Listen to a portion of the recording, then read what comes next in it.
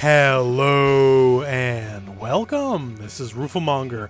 And my friends, did you ever get that kind of news you don't want to hear even though you know what's good for you in the end? Well, that's the kind of news I have for you today. In that Guilty Gear Strive has been delayed.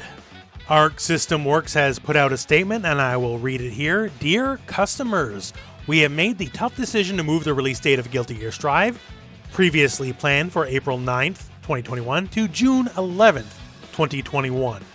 Since we have received valuable feedback after the recent open beta test, we would like to make the most of this opportunity to provide the best game possible. We need extra time to polish some aspects of the game, such as the online lobbies, the one that got complained about a lot, and the server stability. We believe it is best to use the extra time to improve the game's quality and provide a better experience to all our players. Thank you for your patience and understanding. And there you have it, a 2-month delay. Now that said, they specifically called out the lobby systems in the original first beta well into last year. It was easily the most criticized thing about the game, and then this recent open beta, they doubled down on it, and it was also the most criticized thing about the game. So does a delay suck? Absolutely. I myself made a lot of plans around the original launch window of Guilty Gear Strive that now have to be changed.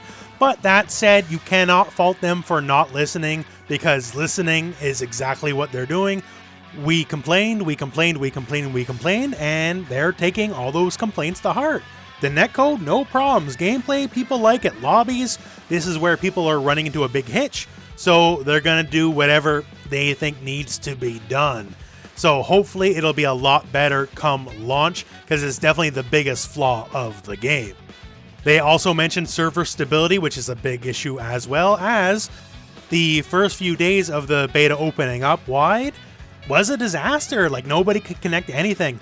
I was very thankful to be part of the influencer early access, and things were great then.